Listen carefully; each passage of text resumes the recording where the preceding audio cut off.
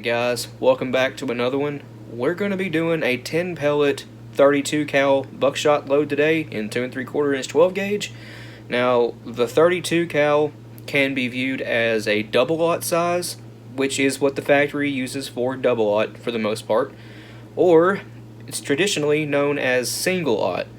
However, there's two sizes of single aught buck, that being 31 cal, which is what I consider true single aught, and 32 cal.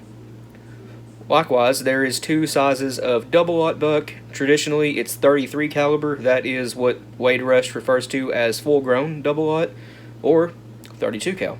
This right here is my 32 cal. I cast it using the 32 cal single aught mold Lee just came out with.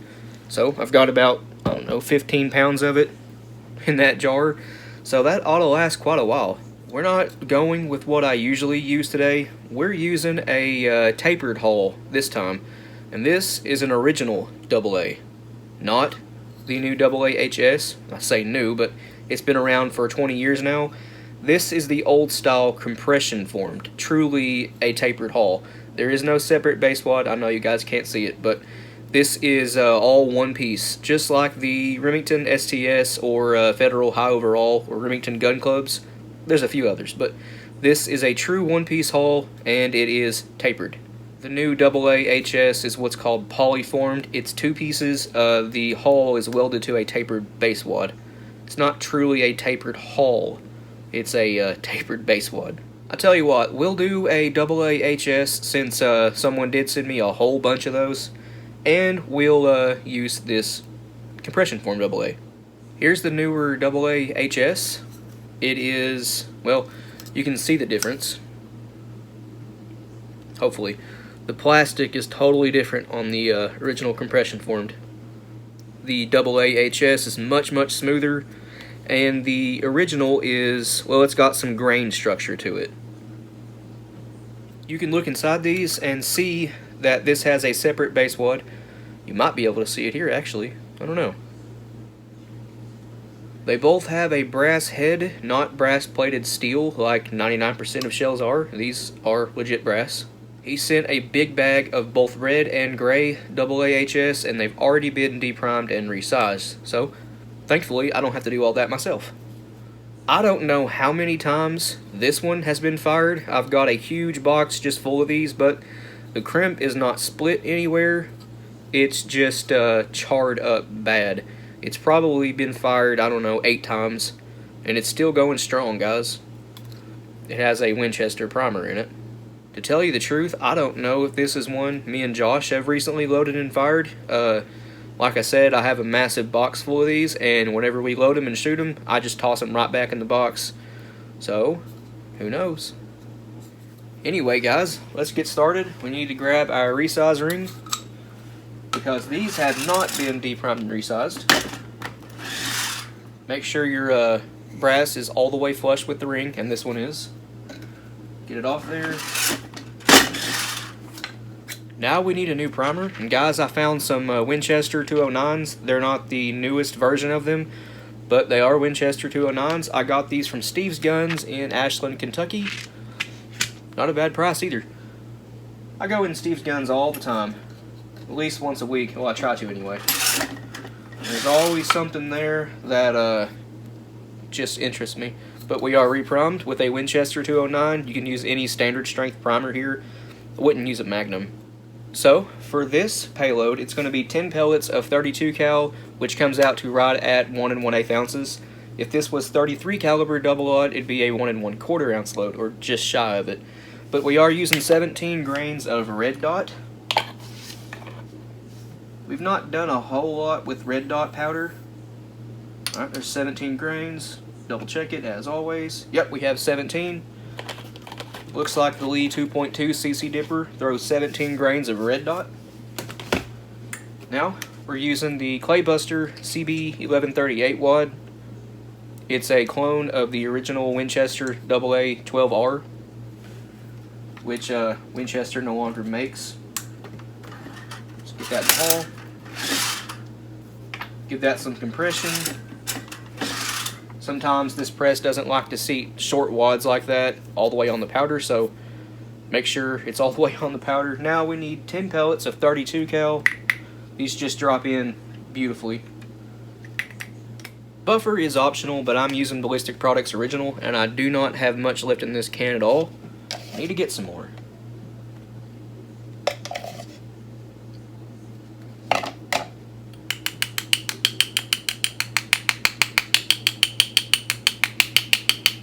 Easy. Top row of pellets is halfway covered, and that's all you really need. Now we're going to take a 12 gauge overshot card and tear that in half, because you only need half of it. Set that right over top your pellets and buffer. Now we are ready to crimp this. The stack height is a little bit low with 10 pellets in this wad if you add the compression. So that's why I'm using the overshot card. Here is our pre-crimp. Looks great. And guys, these original double A's, when you crimp them on any press, they look like they just left the factory.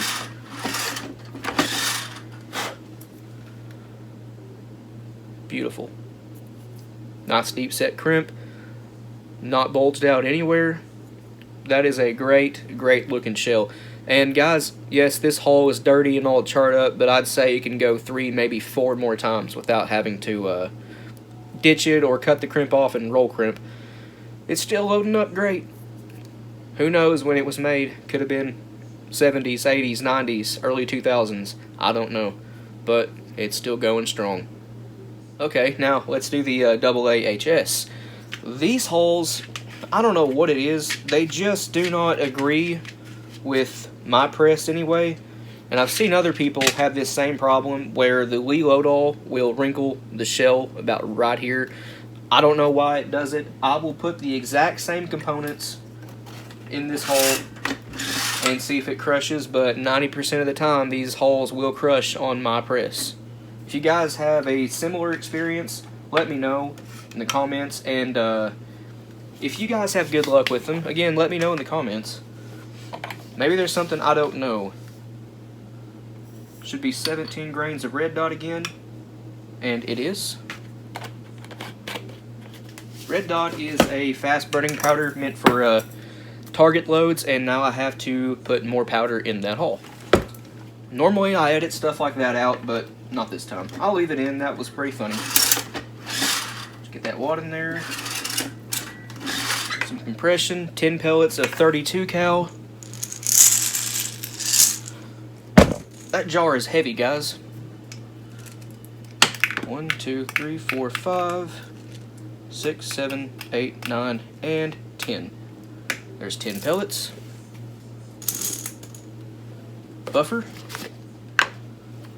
Takes about a scoop and a half of the Lee 2cc dipper.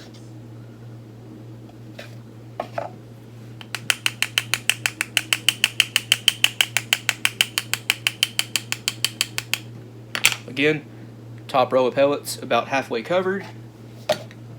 Our overshot card. And let's see if this crushes the shell.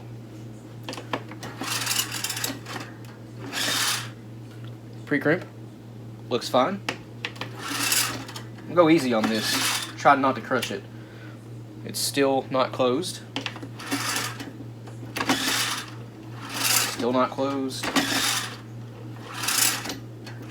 I'm already putting more pressure on this than I did with the compression formed, and you can see it's still not closed. And we have a pinhole.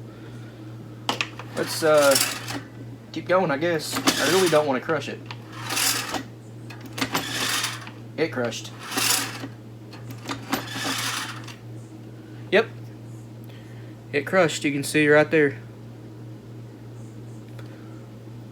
But it is crimped, at least. Well, sorta. Let's just... There you go. That's full force. I don't know, guys. I really have no idea why it's doing that. It's just with these hulls, too. No other hull crushes like that on my press. It's even bent a little bit. Cut it open. And that's why I don't like using the AA-HS hulls. These are my favorite 2 3/4 inch 12 gauge hull, period. TPS wads will actually fit in this, believe it or not. The bottom of them is soft enough to conform to the, bottom of the shell. But you do have to really back down your powder charges with TPS wads, if you guys didn't know that. These step down to roughly 14 gauge, as does the AAHS. Tapered holes step down to about 14 gauge. So whenever I load the AAHS, what I do is I pre-crimp it on the reload all, and then I just put enough final crimp in to get it flat on top. And then I take a Reloaders Network roll crimp tool and I roll it in.